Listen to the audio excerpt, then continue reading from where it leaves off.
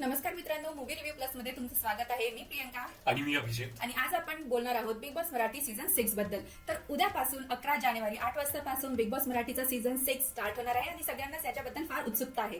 तर काय थीम असणार आहे, कुठले कंटेस्टंट असणार आहे, सगळ्यांनाच उत्सुकता आहे. तर आपण त्याचबद्दल बोलायला इथे आलेलो आहे. मराठी 6 सीझन बिग बॉसचं चालू होत आहे उद्यापासून आणि रितेश सरांची मला अँकरिंग परत बघायला मिळणार लाईक खूप दिवसानंतर. अँड ऍक्च्युली खूप चांगली कंटेस्टंट यावेळेस पण आपल्याला बघायला मिळत आहे की मोस्ट ऑफ द जे लोक यावेळेस आहे एक बॅलन्स्ड आपल्याला बघायला मिळतोय. काही सिनियर ऍक्टर्स आहे, काही सोशल मीडियाचे लोक आहे, काही असे पण लोक आहेत जे पब्लिकली सोशल लाईफमध्ये काफी जास्त लाईक एंटरटेनिंग आहे असे पण लोक आहे. आणि काही असे पण लोक आहेत जे तुम्हाला इथे फाईट पण बघायला मिळू शकते की लाईक प्रत्येक गोष्टीचा इकडे तडका आपल्याला मराठी बिग बॉस सीझन 6 मध्ये बघायला मिळणार आहे. तर आपण बोलूया थीम बद्दल. जसं प्रोमो मध्ये आपण बघितलेलंच आहे की थीम मध्ये रितेश सरांनी सांगितलेलं आहे की यावेळेसच्या घराला असणार आहे शेकडो दार आणि शेकडो खिडक्या. तर आय थिंक हा काहीतरी हिंदी बिग बॉसचा एक थीम होता, हेवन अँड हेल्थ, त्याच्यापासून इन्स्पायर्ड आहेत. बट एक्झॅक्टली तसं नाही आहे. तो हे काहीतरी त्यांनी मॉडिफाय केलेलं आहे. तर आय थिंक शेकडो दार शेकडो खिडक्या म्हणजे प्रत्येक दारामध्ये काहीतरी सरप्राईज असणार आहे, काहीतरी ट्विस्ट असणार आहे. तुला काय वाटतं अभिजित, काय असू शकतं त्या बंद दारांमागे? ऍक्च्युली मला पण खूप जास्त क्युरियोसिटी आहे कारण की बिग बॉसची जे क्रिएटिव्ह टीम आहे ते नेहमीच काही ना काही मजेदार गोष्टी करतात. तर यावेळेस पण असंच काहीतरी आपल्याला बघायला मिळणार. मला तर असं वाटतं की लाईक दोन टीम्स मध्ये घर असं डिवाइड केलं जाऊ शकतं. इट जस्ट माय लाईक मला असं वाटतं असं होणार असं नाही की आपल्याला ते तर उद्यापासून बघायला मिळेल. बट लाईक घर मला असं वाटतं की दोन टीम्स मध्ये डिवाइड होऊ शकतं आणि तुम्हाला जसं खिडकीच्या पलीकडे आपल्याला काय दिसतं की दुसऱ्यांचे घर दिसतात, लोक दिसतात, तर तशाच प्रकारे इकडे पण एक टीम विरुद्ध दुसरी टीम आपल्याला बघायला मिळू शकते. आणि असे टास्क राहू शकतात जेणे की आता खिडकी दरवाजे म्हटलं तर आपण काही ना काही बाहेरचं बघतो, बाहेरचं जग आपल्याला बघायला मिळते. तर असे पण टास्क होऊ शकतात जिथे आपल्याला बाहेरच्या जगामध्ये काय चालू आहे, फॅन्स त्यांच्या ऑडियन्सची रिॲक्शन, त्यांच्या प्रत्येक फॅनची रिॲक्शन आपल्याला घरच्या लोकांना फॉलोअर्स किती वाढलेत, ते कसली प्रतिक्रिया भेटत आहे त्यांच्या परफॉर्मन्सवर बाहेर, ते सगळं कदाचित त्यांना बघायला मिळू शकतं. हो, हे सगळ्या गोष्टी त्यांना बघायला मिळू शकतात. तो लाईक इट्स काइंड ऑफ एक प्रकारचा आपण असं म्हणू शकतो एक जसं खिडकीमधनं काहीतरी चोरून बघता येईल तसंच बाहेरच्या जगामध्ये काय चालू आहे या लोकांना, घरच्यांना बघायला मिळेल आणि त्याप्रमाणे ते आपली लाईक स्ट्रॅटेजी डिसाईड करतील की त्यांना घरी कसं वागायचं आहे. सो लाईक काफी सारा इंटरेस्टिंग इथे आपल्याला गोष्टी बघायला मिळणार आहे या सीझन मध्ये असं मला वाटतंय. आणि हे प्रमोमध्ये हे पण म्हटलं होतं की असणार आहे चकवा. सो ते चकव्यासारखं असणार काहीतरी ट्विस्ट की मे बी दरवाजा काहीतरी बाहेरून काहीतरी असणार, त्यांना निवड करायला काहीतरी ऑप्शन्स देतील ते. बट निवड केल्यावर निघणार काहीतरी भलताच. कदाचित मागे असू शकतं डायरेक्ट नॉमिनेशन, कुठे असू शकतं इम्युनिटी, तर कुठे असू शकतात स्पेशल पॉवर्स. आणि जसं की अभिजितनी म्हटलं की मे बी बाहेरच्या जगात सुद्धा तुम्ही पिक करू शकता. तर अनेक ऑप्शन्स आहेत. सगळे आपले तर्क लावत आहेत की काय असेल ऍक्च्युअल थीम, बट ती ऍक्च्युली आपल्याला बघायला मिळणार आहे उद्याच की ऍक्च्युअल थीम काय असणार आहे ती. पण इंटरेस्टिंग राहील कारण यावेळेसचा जो बिग बॉस आहे त्याचा बजेट पण मला असं वाटतं की खूप जास्त वाढलंय. ज्या प्रकारे या लोकांनी लाईक क्रिएटिव्ह टीमनी पैसा ओतलाय, सो लाईक बघायला तर खूप चांगलं दिसतंय. कारण याच्या अगोदरचे जितके पण बिग बॉस आपण बघितले होते ना त्यामध्ये मला एक मेन कन्स्ट्रेंट जो होता की बजेट. हे लोक काय करतात की हिंदी बिग बॉसला नेहमी जास्त प्रायोरिटी देतात आणि मराठी बिग बॉसला तितकं प्रायोरिटी मला असं वाटतं भेटत नाही. पण लास्ट 2 सीझन पासून याच्यामध्ये कुठे ना कुठे बिग बॉसनी चेंजेस आपल्याला बघायला मिळत आहे. तर हे तर झाली थीम बद्दल भरपूर साऱ्या गोष्टी. आता उद्यापासून आपल्याला नक्कीच बघायला मिळणार की काय काय नवीन गोष्टी हे लोक आणणार आहे. आता आपण जाऊया लिस्ट कडे, म्हणजे लाईक कुठले कंटेस्टंट आपल्याला बिग बॉस सीझन 6 मध्ये बघायला मिळू शकतात उद्यापासून. त्याची एक थोडीफार आम्हाला आतली माहिती आम्हाला भेटली आहे जी ऑलरेडी सोशल मीडियावरती व्हायरल होत आहे. तुला काय वाटतं कोण कोण आपल्याला या घरी बघायला मिळणार? सो ऑफिशियली बिग बॉसने काही प्रोमो रिलीज केले आहेत, बट तिथे फेस रिव्हील कुणाचाही केलेला नाही आहे. बट ॲज युजल प्रेक्षकांनी अंदाज लावलेलाच आहे की हा कोड असणार आहे. तर आमच्या सोर्सेसनुसार सुद्धा आम्ही माहिती केलेली आहे की कुठले कन्फर्म कंटेस्टंट आहे. तर त्याच्यातलीच काही नावं आम्ही आज डिस्कस करणार आहोत. तर पहिलं नाव आहे सनी वाकचौरे. तर अभिजित, सनी वाकचौरेबद्दल आय थिंक पुण्यातल्या सगळ्यांनाच माहिती असणार, राईट? हो, कारण की तो खूप जास्त फेमस माणूस आहे. त्याला सोनं घालायला खूप आवडतं, आपण सगळ्यांनी बघितलं आहे. आणि ऑलरेडी हा बिग बॉसच्या आदल्या हिंदीमध्ये पण आपल्याला आला होता. तर 16 मध्ये, हा 16 मध्ये हा आला होता. आणि लाईक श्रीमंत असला तरी मला असं वाटलं की याला बघून हा थोडासा ग्राउंडेड पण आहे. ऑफकोर्स त्याचा आता काही लोक त्याला लाईक टॉन्टनी असं म्हणू शकतात की सोनं घालून खूप काय असं मिरवत राहतो वगैरे वगैरे. बट मला असं वाटतं की हो, त्याची हाऊस असू शकतात. लोकांना प्रत्येक जणाला, कुणाला गाड्यांचा शौक असतो, कुणाला मेकअपचा शौक असतो, कुणाला कपडे घालायचा, त्याला सोनं घालायचा शौक आहे. सो लाईक पण माणूस म्हणून मला थोडासा बरा वाटलाय. पॉलिटिकली पण खूप स्ट्रॉंग आहे, बिझनेस माइंडेड आहे, पूर्ण फॅमिली त्याची बिझनेस रिअल इस्टेटमध्ये इन्व्हॉल्व्ड आहे आणि जितकं ऐकलं आहे हेल्पिंग नेचरचा पण आहे. आणि बघूया याचं आता काय काय इथे नवीन गोष्ट आपल्याला याच्याबद्दल माहिती पडेल. कारण की काय होतं की हिंदीमध्ये मला असं वाटलं थोडासा ना तो रिस्ट्रिक्टेड वागत होता. इथे मराठीमध्ये मला असं वाटेल की पूर्ण शोभर आहे, तर तो खुलून असं वागेल आणि काही ना काही लोकांना नवीन नवीन गोष्टी याच्याबद्दल माहिती पडतील जे अजूनपर्यंत आपल्याला माहिती नव्हत्या. बरोबर आहे, बरोबर.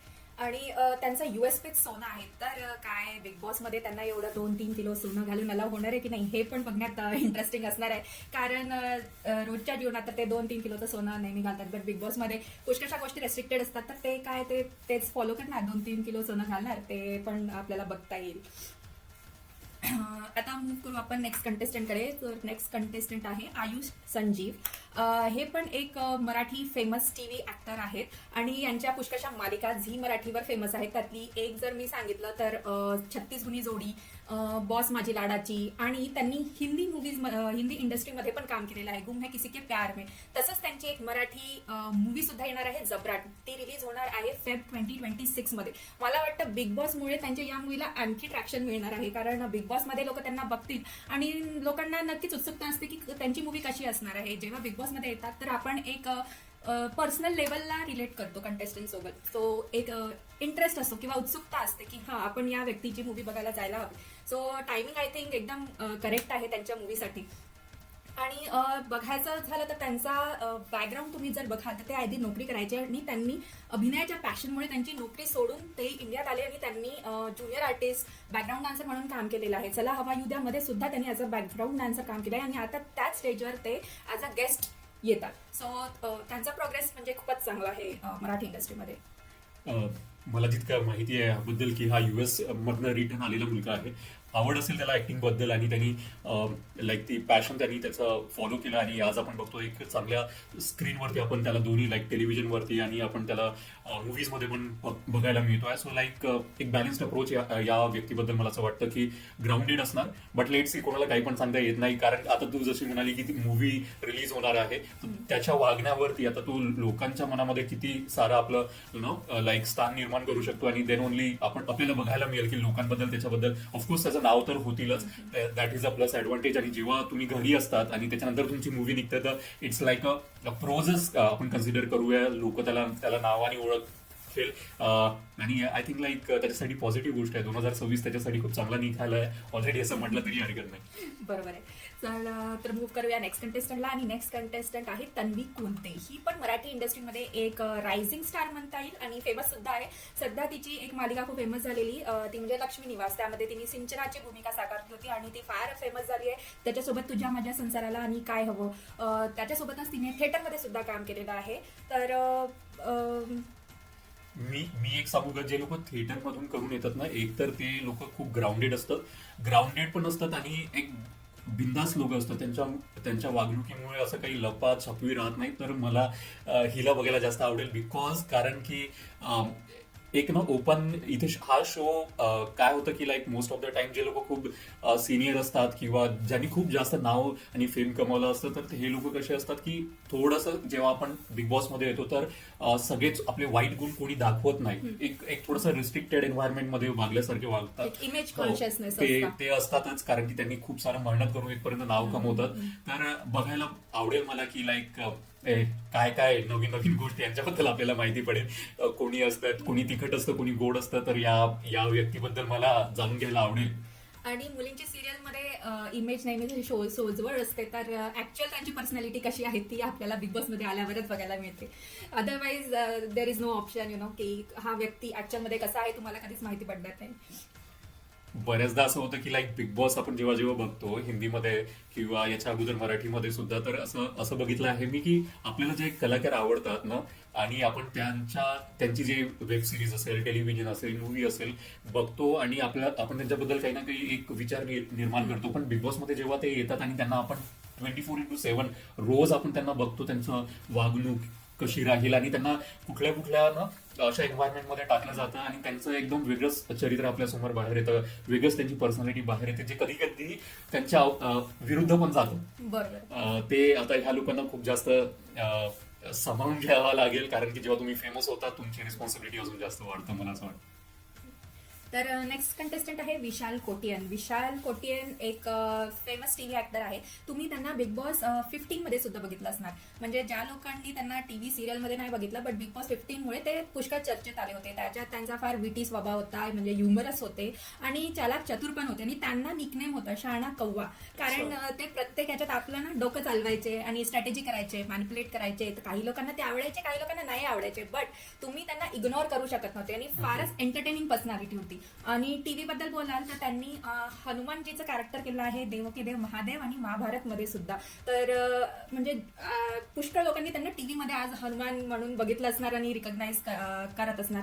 तसंच एक फेमस त्यांची सिरियल होती हर मुश्किल का हल अकबर बिरबल. त्याच्यात त्यांनी बिरबलची भूमिका केली होती आणि बिग बॉस मध्ये आल्यावर सगळे हेच म्हणायचे की बिरबल पासूनच म्हणजे बिरबल सारखंच त्यांचं ऍक्च्युअल कॅरेक्टर सुद्धा आहे, म्हणजे चतुर चालाक. ओके.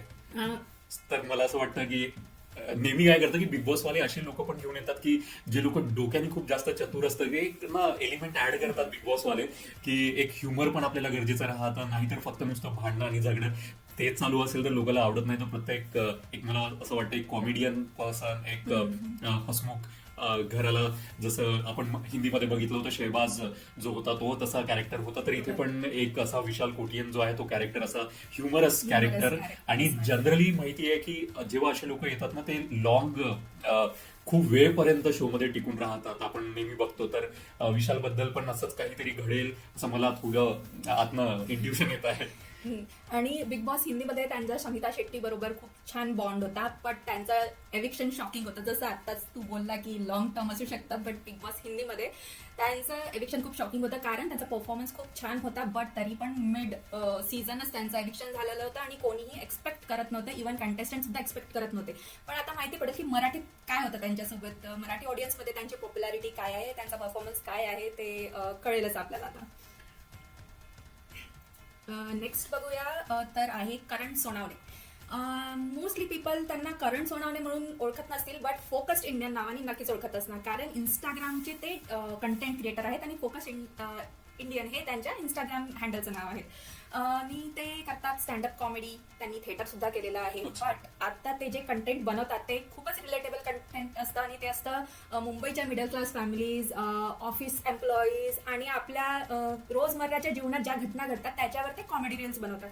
सो त्यांचं कंटेंट फारच रिलेटेबल आणि फनी आहे. तू बघितलंच असेल इंस्टाग्रामवर. हो, सोशल मीडियावरती हा खूप जास्त फेमस आहे. आणि जेव्हा कुठला व्यक्ती सोशल मीडियावरती फेमस असतो त्याची फॅन क्लब तितकं स्ट्रॉंग असतं. तर आय थिंक लाईक करण सोनावणेंना खूप याचा प्रॉफिट मिळेल, नक्कीच मिळेल, कारण की वोटिंग खूप जास्त इम्पॉर्टंट असते या घरामध्ये तुम्हाला टिकून ठेवण्यासाठी. आणि ऑलरेडी यांचा एक फॅन बेस खूप जास्त आहे इंस्टाग्रामवरती, सोशल मीडियावरती. तर नक्कीच त्यांना पण खूप जास्ती वोटिंग आपल्याला बघायला मिळणार.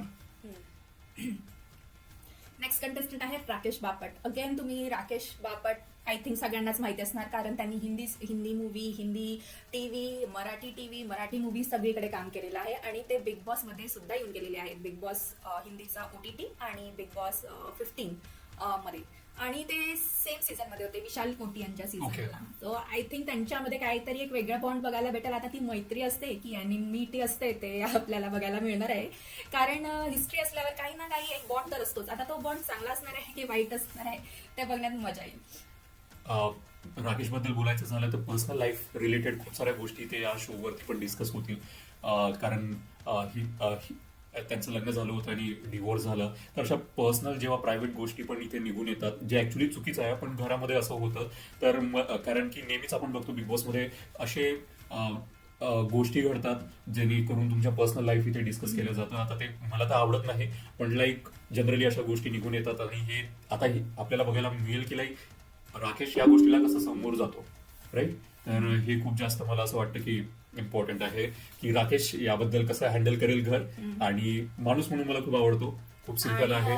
सगळ्यांनाच माहिती असेल ते एक उत्तम पेंटर आणि मूर्तिकार आहेत. ते नेहमी गणपतीची मूर्ती स्वतःच्या हो, हाताने स्वतःच्या हाताने बनवतात. बनवतात. आणि बिग बॉस हिंदीच्या OTT सीझन मध्ये गणपतीचा फेस्टिवल मध्ये पडला होता, तेव्हा त्यांनी बिग बॉस हाऊस मध्ये सुद्धा गणपतीची मूर्ती स्वतःच्या हाताने बनवून त्यांनी पूजा केलेली होती. सो आणि त्यांनी पुष्कळशा ऍक्टर्सला सुद्धा याच्यात आणलेलं आहे आणि शिकवलेलं आहे गणपतीची मूर्ती कशी बनवायची, वर्कशॉप्स घेतलेले आहेत. तर हे फारच चांगलं आहे. आणि बिग बॉस हिंदीमध्ये आम्ही बघितलं होतं, ते खूपच काम स्वभावाचे आहे. म्हणजे असं भांडणात उगाच पडणार नाही, जिथे गरजेचं आहे तिथेच बोलणार, मॅनिपुलेट कुणाला करणार नाही. सो एक शांत स्वभाव आपल्याला बघायला मिळणार. बट जर त्यांना कोणी पोक केलं तर तेवढंच ते अँग्री सुद्धा होतात. तर एक अँग्री यंग मॅन सुद्धा त्यांची पर्सनॅलिटी होती, बट जिथे गरजेचं आहे तिथेच. सो या दिस इज अबाउट राकेश पापड. आणि आय थिंक करिअर वाईज सगळ्यांना त्यांच्याबद्दल माहिती आहे, असं बोलायची काही गरज नाहीच आहे.